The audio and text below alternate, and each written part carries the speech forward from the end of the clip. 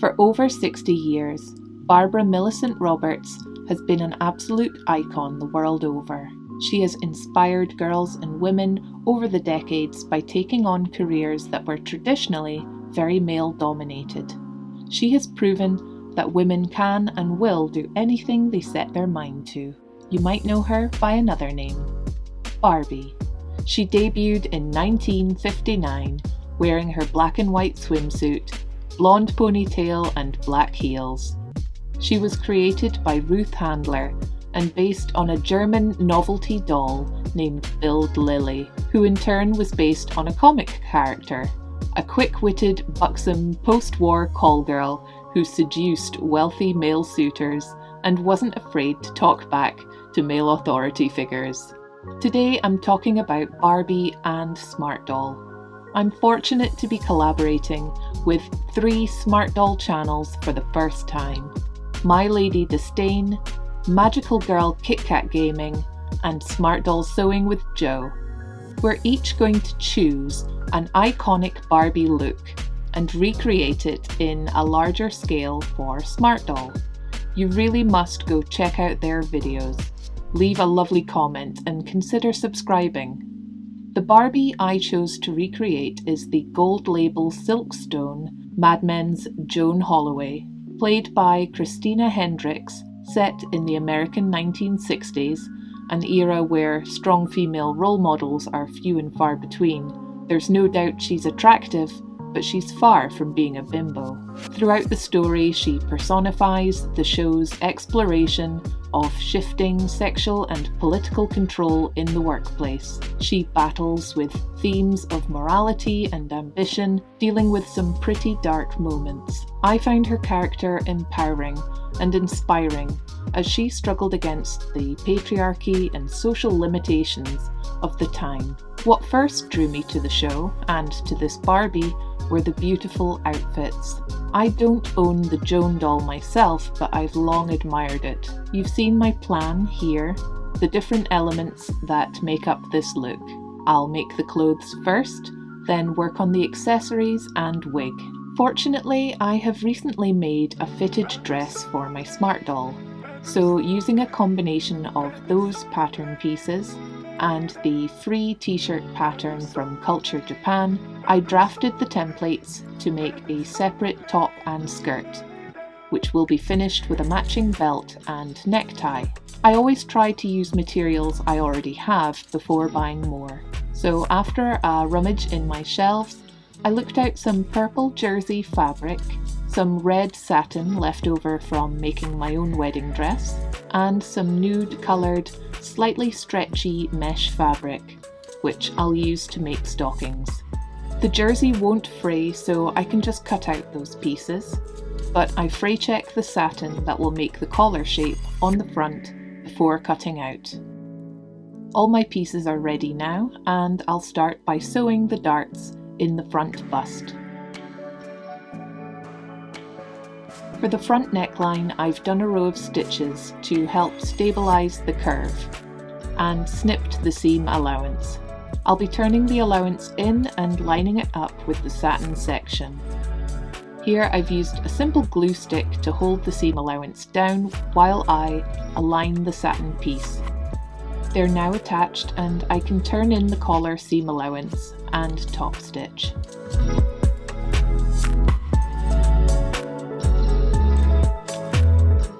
Next, I'll turn in the collar for the back pieces and attach all 3 by the shoulders.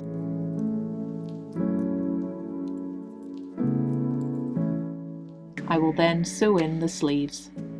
I've already turned in the hem and stitched it.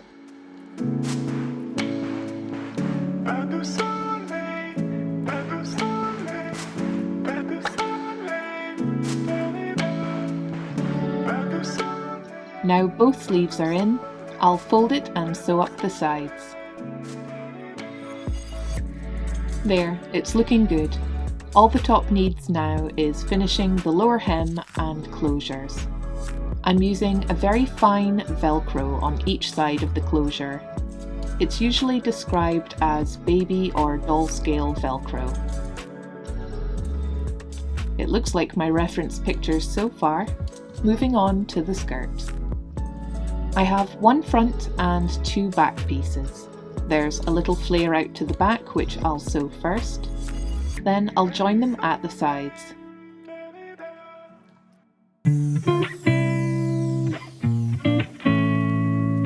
I'm going to hem the bottom of the skirt, then add Velcro and hem the waistline to finish.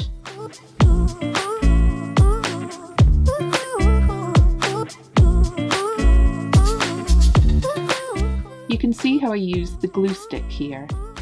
Since it's thick, it shouldn't be absorbed by the fabric and mark it. It works well to temporarily hold light fabric in place while you sew.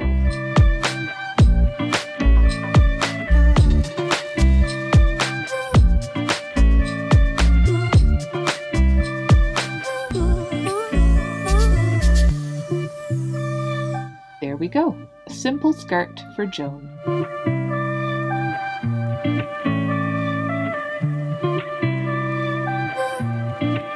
Next up, I'm using some double-sided interfacing mesh stuff to make a belt strap.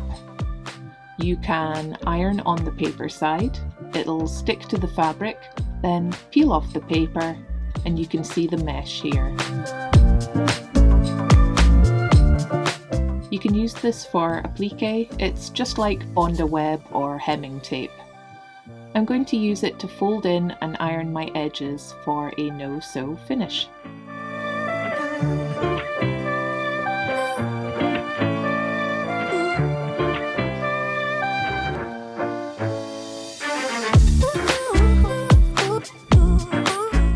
For the buckle, I have a scrap of purple leather I cut to shape, but it's not purple enough, so I add some acrylic paint.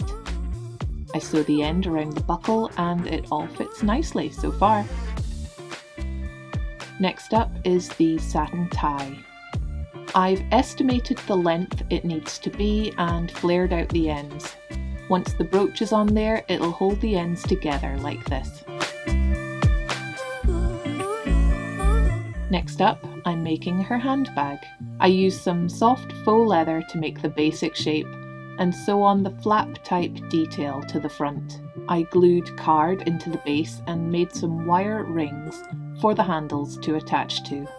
The handles are pretty much glued into place and it's done.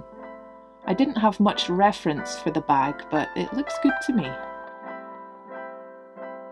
Now for the jewellery. I'm going to use polymer clay to try to recreate the shapes of the brooch and earrings. They look knotted with some extra texturing on the brooch. And as for the necklace, well, I don't know what it's supposed to be, but I know what I think it looks like. I've left one end with a hole for threading a loop and chain through. I end up painting them to look more golden and varnish them all too. For her nylons, I'm going to hold the mesh against her legs as I sew to get a snug fit. I can see she has a black seam in the back, so I'll use black thread and go over it twice to make the line bolder. I folded and backstitched the upper hem first. This will be hidden under the skirt. Starting from the toes, I did a simple running stitch, then trimmed away the excess and went back up the seam with a whip stitch.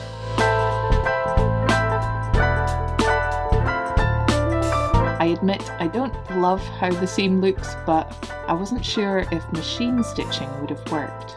I will also be using these Warbler thermoplastic shoes that I made in my red carpet video recently for this outfit. I love how patent they look and didn't see the need to remake a pair for this. The last piece of the puzzle is her hair. I did try out a red Blythe doll wig on her. If you add a few temporary stitches in the elastic brim, you can actually get it to fit a smart doll well. But I wanted the whole updo. I made a fabric wig cap, stretched and held with elastic bands, plus a few coats of Mod Podge to stiffen. Once dry, I sketch and trim the hairline.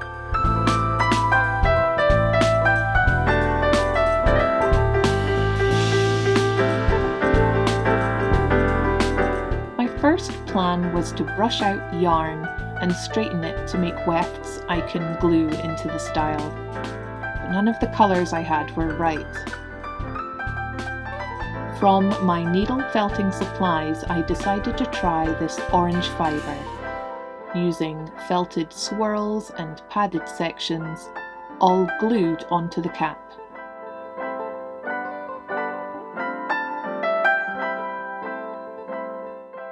Before I could assemble all the parts together, I got a surprise parcel from Sandy and John from My Lady Disdain.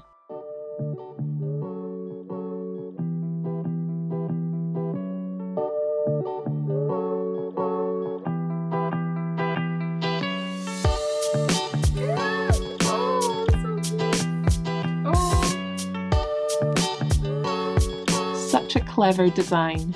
Perfect for this collab too. A mix-up of Barbie and Smart Doll. I love it. Alright, let's put all the pieces together and see if she looks like Joan.